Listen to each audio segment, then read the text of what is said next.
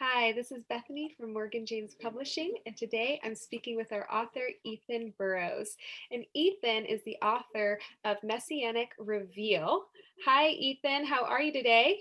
Hi, Bethany. I'm doing very well. How are you? I'm great. I'm great. Thanks so much for spending some time to talk with me about your new book and to talk about some of the story and your background as far as how this book came together. So, the first question I'd love to just ask you today is while political thrillers remain hugely popular, you've done something different in Messianic Reveal. Can you talk about where you take the reader in this book? Yes, and I thank you for the question. Thank you for the opportunity to be here. And before I do that, if I can give a brief shout out to Courtney Donaldson, the editor who helped bring Messianic Reveal to life, and the wonderful people like yourself at Morgan James who are introducing to the world Clayton Haley, the coolest protagonist you'll find. So a shout out to you guys and a note of appreciation. But yes, what makes this book different? There are a lot of political thrillers out there.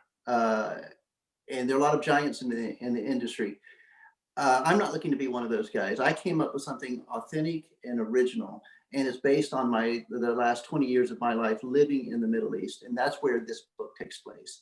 In this book, I give you a front row seat to not only decades but millennia of intrigue and mystery and conspiracy that have shaped the Middle East and the Muslim world, in particular the Arab Muslim world, and how the West perceives the Muslim world, and how the U.S. government in particular engages in that region. So it's a very informing book. It is a thriller. It's a fun read, but it's there are a lot of takeaways in the book, and it's about real people, real beliefs, real events. It's not a novel about good versus evil. A lot of shoot 'em ups and lots of excessive violence. It's meant to be real. It's a challenge for the reader. It's very short. You see, it's I think about 260 pages or so. It's not a long read, but it is a thick read. There are a lot of details, a lot of names and events that people may not be familiar with in this. And I'll give you a brief example. My brother and a neighbor recently have been reading it. They have to keep stopping the read to go and Google some details, some facts, and like, what? That can't be true. What, you mean there's an extra tomb, an empty tomb for Jesus in Mecca, Saudi Arabia? Yeah, it's in there. It's in the book. You know, an empty tomb. There's a tomb for Eve, of Adam and Eve fame in Jeddah, Saudi Arabia. Well, no, not anymore, but there was in 1976. So lots of interesting data and beliefs, and some of it's just it'll blow your mind, but it's fascinating and it's a fun read. And so one of the things that makes this even more I think distinct is my very cool protagonist, a guy by the name of Clayton Haley. And I like him so much in this book that I've written two more books. So we have Messianic Reveal, which will be followed by Writ Reveal, and then Babylon Reveal, all with the same protagonist, Clayton Haley, who's a Foreign Service officer in the Department of State. And he's at the visa window in Paris, and he comes across someone who has a link to the 1979 siege of Mecca. Most of the readers of this book will have never heard of this event, but it's one of the most traumatizing events that ever took place in the country of Saudi Arabia. And it took place in the holiest site of the religion of Islam, the Grand Mosque there. And that's where a crazed messianic cult figure named Muhammad Abdullah Qahtani took over the place. He and a bunch of militants and kept it for 2 weeks until the Saudi National Guard, French and Pakistani commandos came in and ousted them. But and then after that, the militants, many of them, the survivors, were beheaded. Hundreds of people lost their lives. And to me, as a student of history, I kept wondering if this happened in the West, if it happened in the Vatican, for example, we would have known about this. Everyone would have studied about this. This would be part of our kind of our DNA. But yet, in the Muslim world, that event was quickly swept under the magic carpet of the Kingdom of Saudi Arabia. And I wanted to know why as an author. And so does Clayton Haley as a protagonist. And so he starts pulling on these threads, these conspiracies, these mysteries, which take him back like 2 weeks prior to that siege, when you have the Islamic Revolution in Iran led by Ayatollah Khomeini, who happened to be in Paris also, a double connection.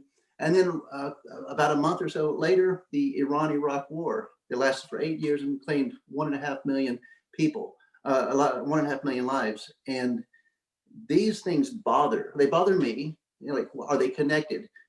How do these things intertwine? And they bother the protagonists. And so that's one of the things I bring in, real events, real people, and and and given the purview of the protagonist in the U.S. government, the State Department, he's able to, the reader is able to see how the government's, how the U.S. government engages and interacts with other governments. So I think it's quite a read, and I'm looking forward to talking about it to you further, Bethany, and readers as they contact me afterward. But I'm ready for your next question, though. Oh, wow. Wow. Yeah. What a background there. So, I also want to talk a little more about your background because you write from a vast experience, as you mentioned, all that time in the Middle East. And I also understand that you speak and write Arabic. Could you tell me how that came about? Yes, I do speak and write Arabic. Admittedly, I'm a little rusty right now. I'm a little out of practice, but at one time I was quite good at it. I learned Arabic in the early 90s at the Defense Language Institute in Monterey, California. I was in the U.S. Army at the time, military intelligence. But I want to be very clear. I have no claims to combat valor. I was never deployed. I did get to spend a lot of time, learning the language and then doing some immersion training in Morocco and later Tunisia. Spent some time at the Marshall Center in Germany, also kind of working on my language skills. But it was after my military time that really opened my eyes and my experiences in the Middle East, and I found myself in living in or visiting or spending time traveling, doing consultancy work in Saudi Arabia, UAE, Kuwait, Jordan, Iraq, Israel, Palestinian territories, a number of other countries. And it was those experiences that gave me a richness in encounters. I met with kings and emirs, governments, many levels of government officials and businessmen and Christians and Muslims and Christian missionaries and millionaires and Iraqi, Syrian, and Palestinian refugees. I've hosted Iranian mullahs in my home, as well as Iraqi imams, and having these experiences really fed in and informed much of the writing that goes into Messianic Reveal. But I've also had a lot of challenging experiences. I recall my first meeting I ever held in Iraq was interrupted by a bomb blast. My office later was blown up. I was targeted for assassination. I met a suicide bomber. My family was evacuated from one of the countries I mentioned. And I accidentally led an armed invasion into Iran for just about a mile or two until we figured out where we were. I won't talk about that further in this interview, but so lots of wild and interesting and fascinating experiences fed into this book and the creation of this, and again, the sequels. But one of the things you'll see in all of my books is that I write about good people. I write about good people who are contending on a daily basis with real spoilers, people who hijack or exploit or politicize the faith of the people and turn it into a political agenda. And that's one of the themes you'll see throughout. And that's why I chose to have a government official lead us on this journey. Clayton Haley, again, a young Foreign Service officer, it's his job to interpret the goings on, the happenings, the events and the beliefs of people, and how those beliefs are challenged and swayed by different events and actions. And so that's why I chose not a spy, not someone from the CIA, not a soldier, but a diplomat. And I think that's yet another thing that makes this book different. And I know that in the United States we say you never mix politics and religion. In the Middle East, you can't separate the two, and that's why there's the messianic component to this story. This is a story of discovery of political agendas intertwined with religious agendas. Wow. So you bring obviously an enormous amount of historical background and culture into this novel that really few have ever seen. So in addition to the enjoyment of a wonderful spy slash thriller political thriller. What else are you hoping that the reader will glean from this government insider detail that you can kind of provide in this book? Well, you know, idealistically, I would hope that the reader would take away some of the insight. It took me 20 years to get this insight. It takes the reader about 2.5 hours. So it's a kind of a shortcut into, those questions that have always plagued us, that's been in the back of our minds, like, why are things so violent in the Middle East? What's going on? And there's some simple understandings I'd like to convey. When I say I've been in the Arab Muslim world, I'm talking about a region from Morocco, across North Africa into, the Arabian Peninsula, and then to the Levant, the area we call Levant, which is Lebanon, Israel, Palestinian territories, Jordan, and then, Syria, then Iraq. That's the region I've called home for the last 20 years, the Arab world. And the Arab Muslims make up about 300 million people, about 300 million Arab Muslims. The Islamic religion it comprises like 1.5 billion. So most of Islam is outside of the region I talk about. The most populated Muslim country in the world is Indonesia, for example. So most of the Muslims live in Indonesia, Pakistan, India, Malaysia, farther east. But the source of Islam is from the Arabian Peninsula, from Saudi Arabia. So many of my, my books will largely cover Saudi Arabia, or connect to Saudi Arabia, the source of the faith. So what are the takeaways? What do I want people to get from this book? One is I selfishly wanted to understand for myself. I wanted to have a better understanding of the intricate complexities, of faith and politics, and how they create these conspiracies and mysteries in the Middle East. And I want to share that with the reader. I wanted to understand and then explain it to the reader, and then to go behind the headlines. This last year, we've been so focused on COVID-19. And right now, lately, we're focused on the ending days of the Trump administration.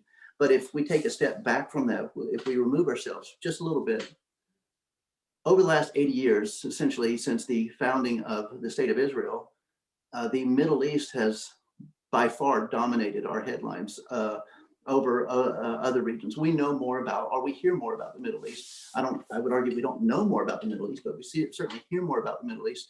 And I think in order to understand it, to satisfy my own intellectual curiosity, I needed to go back in time and kind of explore the specific ties or the connections the United States has with the Middle East. Of course, a lot of that surrounds the issue of Israel and connecting to our own Judeo-Christian roots.